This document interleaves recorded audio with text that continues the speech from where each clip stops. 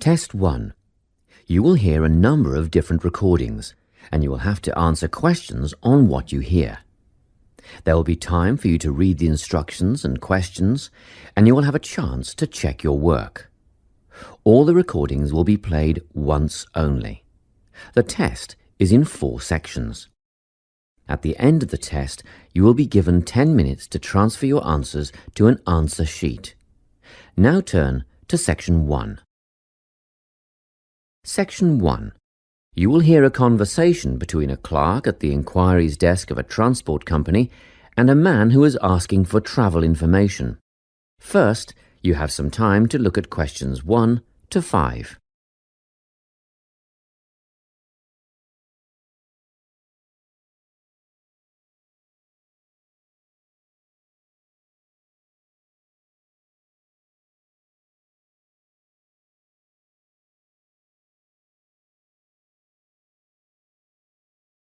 You will see that there is an example that has been done for you. On this occasion only, the conversation relating to this will be played first. Good morning, Travel Link. How can I help you? Good morning. I live in Bayswater and I'd like to get to Harbour City tomorrow before 11 a.m. Well, to get to Bayswater... No, I live in Bayswater. My destination is Harbour City. Oh, sorry, right. So that's Bayswater to Harbour City. Are you planning to travel by bus or train? The man wants to go to Harbour City, so Harbour City has been written in the space. Now we shall begin. You should answer the questions as you listen, because you will not hear the recording a second time. Listen carefully and answer questions 1 to 5. Good morning, Travel Link. How can I help you? Good morning. I live in Bayswater and I'd like to get to Harbour City tomorrow before 11 a.m. Well, to get to Bayswater... No, I live in Bayswater. My destination is Harbour City. Oh, sorry. Right, so that's Bayswater to Harbour City. Are you planning to travel by bus or train? I don't mind, really. Whichever option is faster, I suppose. Well, if you catch a railway express, that'll get you there in under an hour. Let's see. Yes, if you can make the 9:30 a.m. express, I'd recommend you do that. Great. Which station does that leave from? Helendale is the nearest train station to you. Did you say Helensvale? No, Helendale. That's Helendale. What's the best way to get to the Helendale station then? Well, hang on a minute while I look into that. Now, it seems to me that you have 2 options. Option 1 would be to take the 7:06 bus from the Bayswater Shopping Centre to Central Street. When you get there, you transfer to another bus which will take you to the station. Or the second option, if you don't mind walking a couple of kilometres, is to go directly to Central Street and get straight on the bus going to the train station. OK, which bus is that? The 792 will take you to the station. I guess the walk will be good for me, so that might be the better option. What time do I catch the 792? There are 2 buses that should get you to the station on time, one just before 9 o'clock and one just after. But look, at that time of the morning it might be better to take the earlier one, just in case there's a traffic jam or something. The 8:55 is probably safer than the 9:05. Yeah, I don't want to miss the train, so I'll be sure to get on the 5 to 9 bus. Before you hear the rest of the conversation, you have some time to look at questions 6 to 10.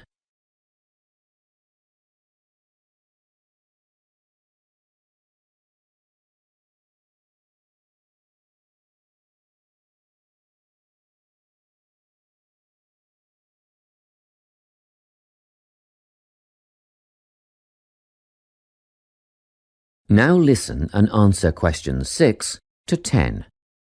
By the way, how much will I have to pay in fares? Well, you can get a ticket on the bus for $1.80 cash, and you'll need $10 each way for the train. Wait, do you have a Travel Link card? No, but I can get one before tomorrow. OK, well that'll make it considerably cheaper then. The bus will cost $1.50 each way, and the train will be... The train to Harbour City will... Still costs $10 because you'll be travelling during peak hours in the morning, so no savings there, I'm afraid. However, if you could come back at an off-peak time... What does that mean? Well, if you could start your return journey before 5 p.m. or later than 7:30 in the evening... Actually, I wasn't planning on coming back till at least 8 o'clock anyway. Oh, in that case, you can make quite a saving if you use your travel link card. You did say you were planning to purchase one, didn't you? Yes, I'll pick one up later today. Good. That would mean your return train journey would only cost you $7.15 with your card. Thank you. Is there anything else I can help you with? Actually, there is. Do you know if I can use the travel link card on ferries? If you're thinking of the Harbour City ferries that go back and forth between the North and South Bank, those are the commuter ferries, then yes. A one-way trip costs $4.50, but with your card you'd make a 20% saving and only pay $3.55. So $3.55 for the commuter ferry. What about the tour boats? You mean the tourist ferries that go upriver on sightseeing tours? No, they only take cash or credit card. They're not part of the Travel Link company. Oh, I see. I don't suppose you know the cost of a tour? In actual fact, I do, because I took a friend on the trip upriver just last week. We decided on the afternoon tour, and that was $35 each, but I understand that you can do the whole day for $65. Thank you. You've been a great help. My pleasure. Enjoy your day out. That is the end of section 1. You now have half a minute to check your answers.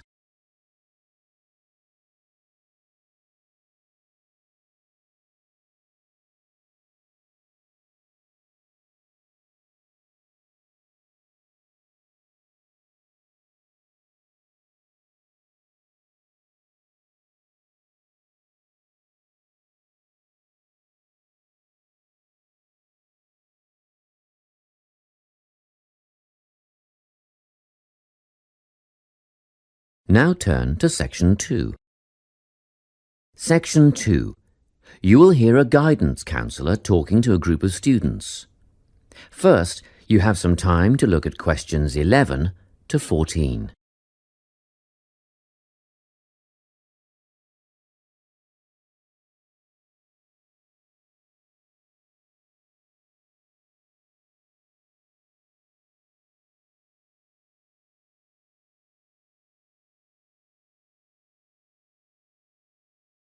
Listen carefully and answer questions 11 to 14.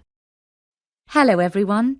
I'm the Counselling Administrator here at St Ives College, and I've been asked to come and talk to you about our counselling team and the services that we offer. We have 3 professional counsellors here at St Ives, Louise Bagshaw, Tony Denby and Naomi Flynn.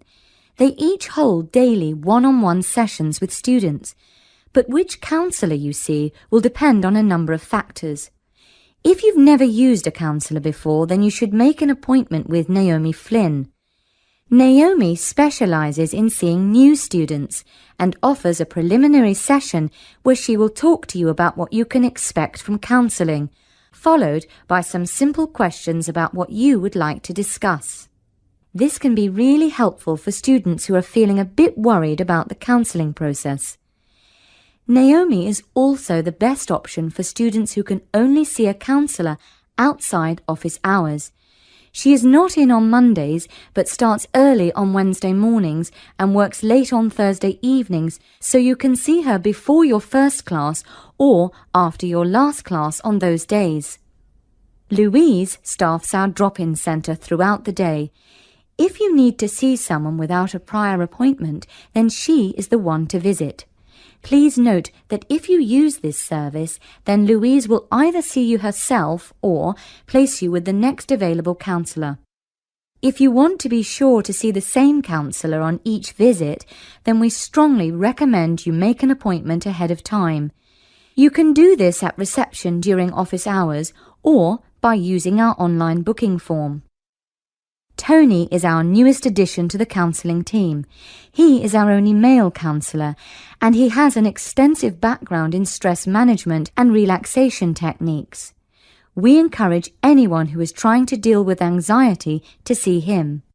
Tony will introduce you to a full range of techniques to help you cope with this problem, such as body awareness, time management, and positive reinforcement. Before you hear the rest of the talk, you have some time to look at questions 15 to 20.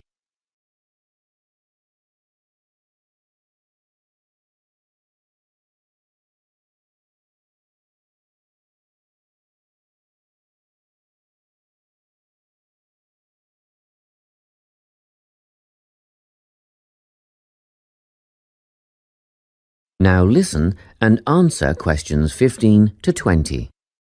Each semester, the counselling team runs a number of small group workshops. These last for 2 hours and are free to all enrolled students.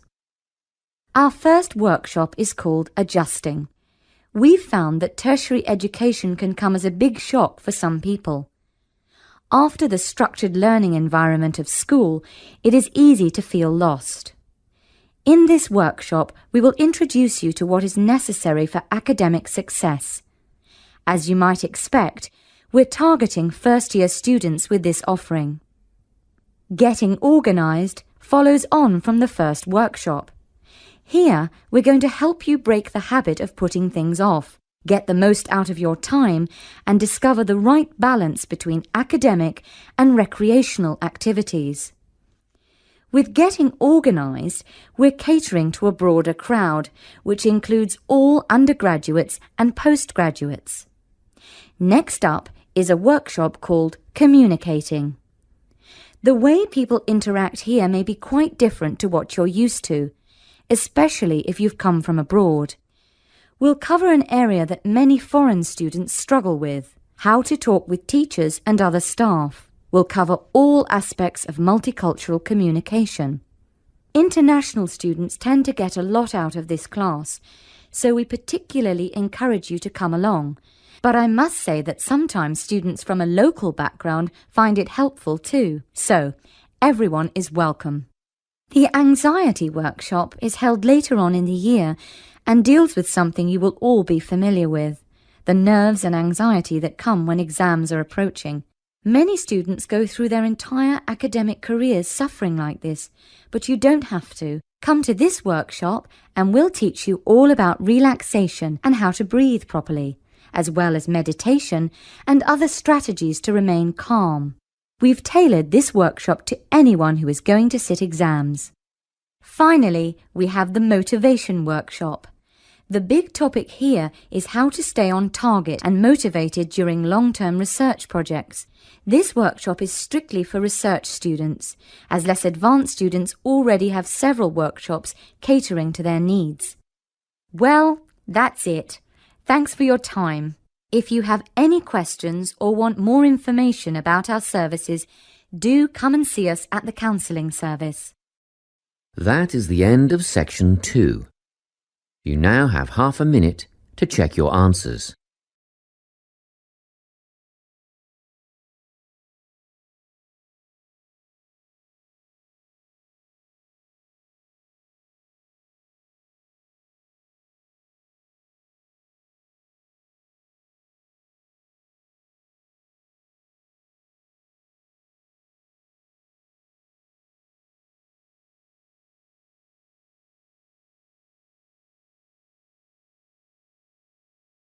Now turn to Section 3.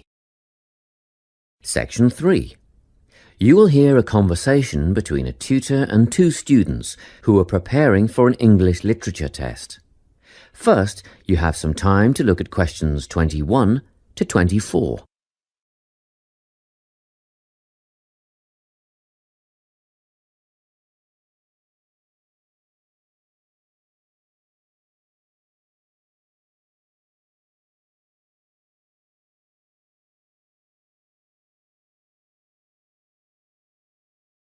Listen carefully and answer questions 21 to 24.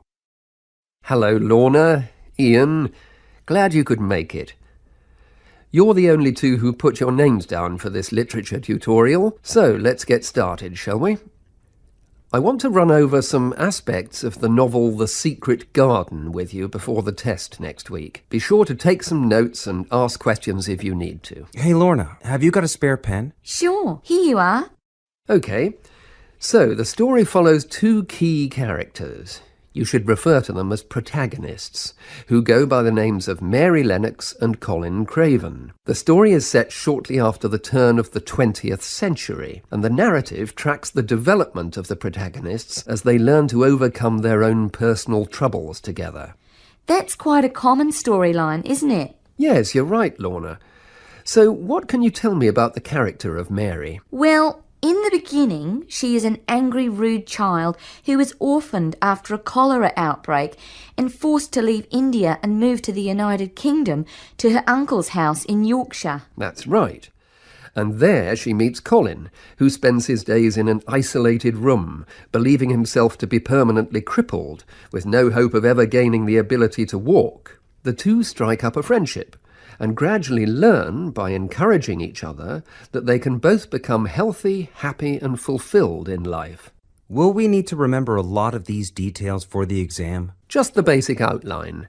Examiners don't want to read a plot summary. They know what the book is about.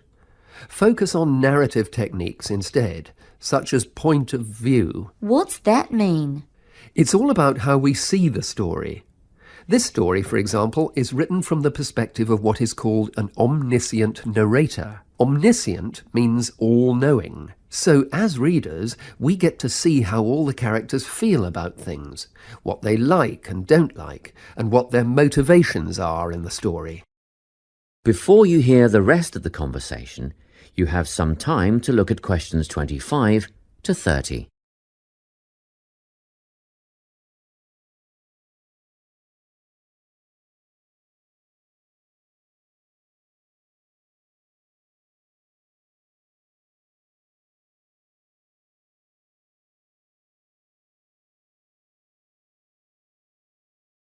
Now listen and answer questions 25 to 30.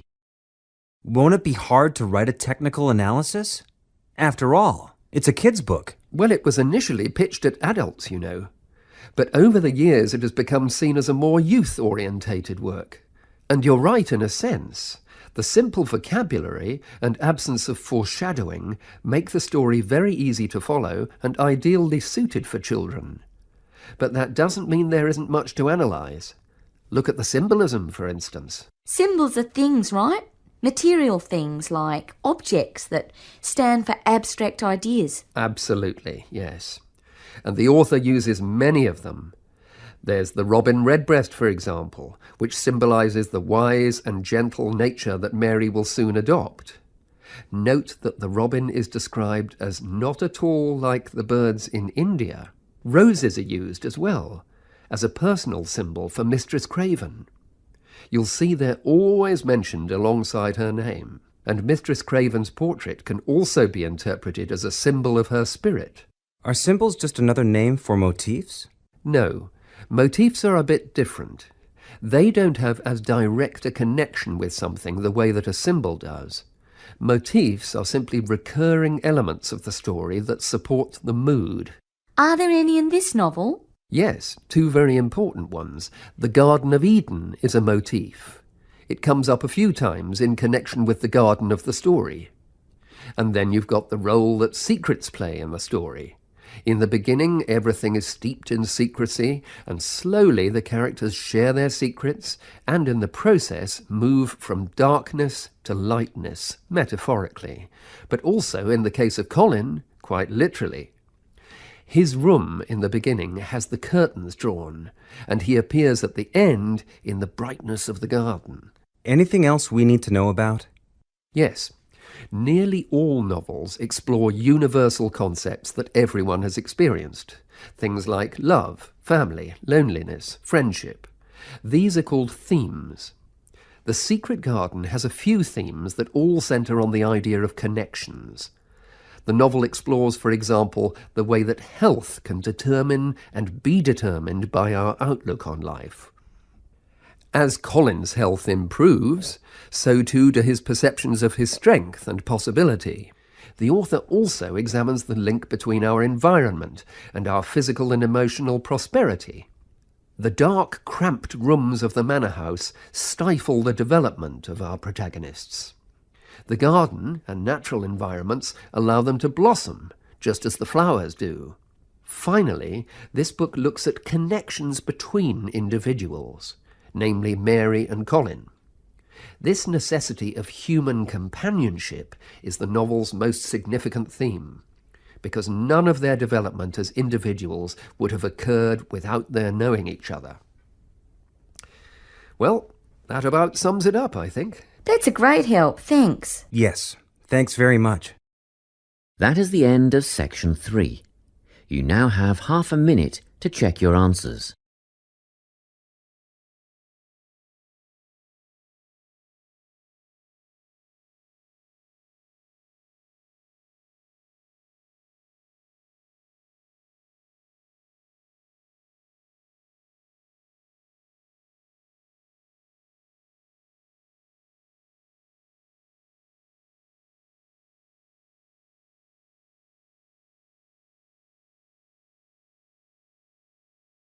Now turn to section 4. Section 4. You will hear a talk on the topic of time perspectives. First, you have some time to look at questions 31 to 40.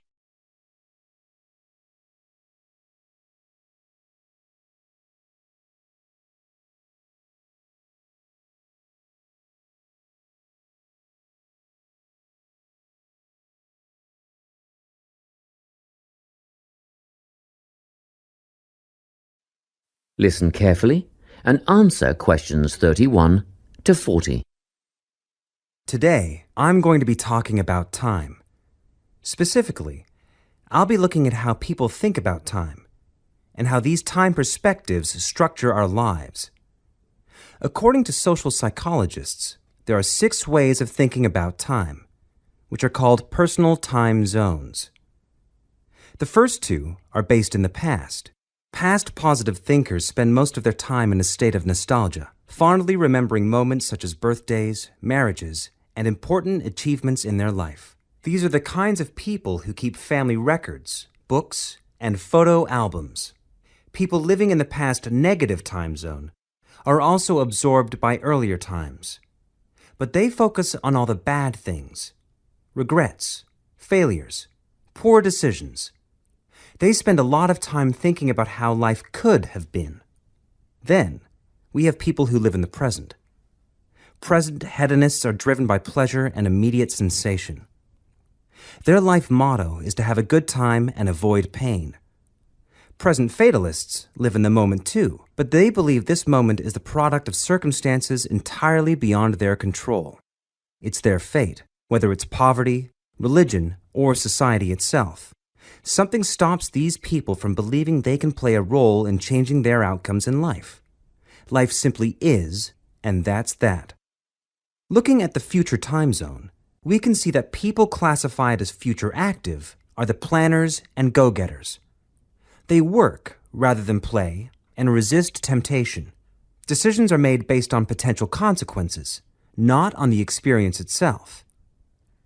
A second future-orientated perspective, future fatalistic, is driven by the certainty of life after death and some kind of a judgment day when they will be assessed on how virtuously they have lived and what success they have had in their lives. Okay, let's move on. You might ask, how do these time zones affect our lives? Well, let's start at the beginning. Everyone is brought into this world as a present hedonist. No exceptions. Our initial needs and demands, to be warm, secure, fed, and watered, all stem from the present moment. But things change when we enter formal education. We're taught to stop existing in the moment and to begin thinking about future outcomes. But did you know that every 9 seconds, a child in the USA drops out of school? For boys, the rate is much higher than for girls. We could easily say, well, boys just aren't as bright as girls. But the evidence doesn't support this. A recent study states that boys in America, by the age of 21, have spent 10,000 hours playing video games. The research suggests that they'll never fit in the traditional classroom because these boys require a situation where they have the ability to manage their own learning environment. Now, let's look at the way we do prevention education. All prevention education is aimed at a future time zone.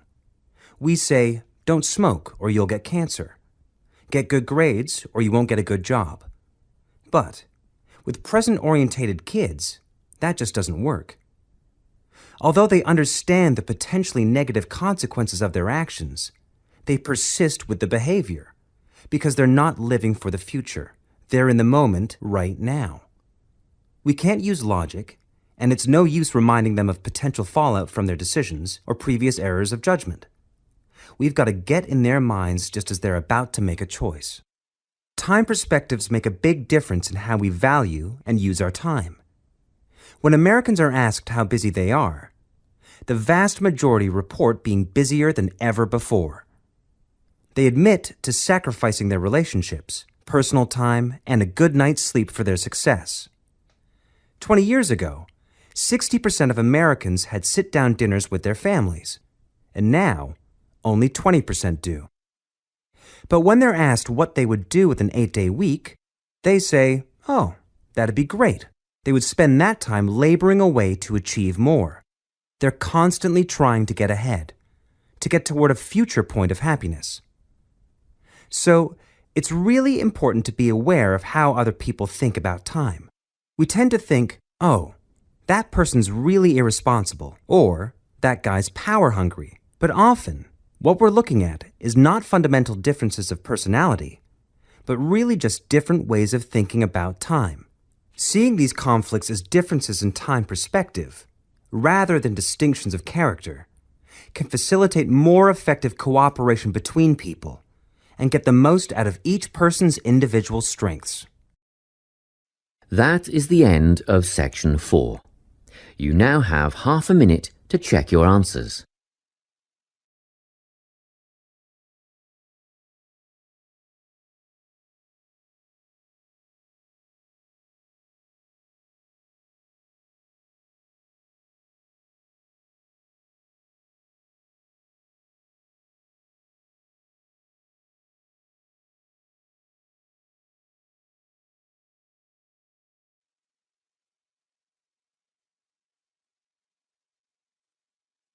That is the end of the listening test. You now have 10 minutes to transfer your answers to the listening answer sheet.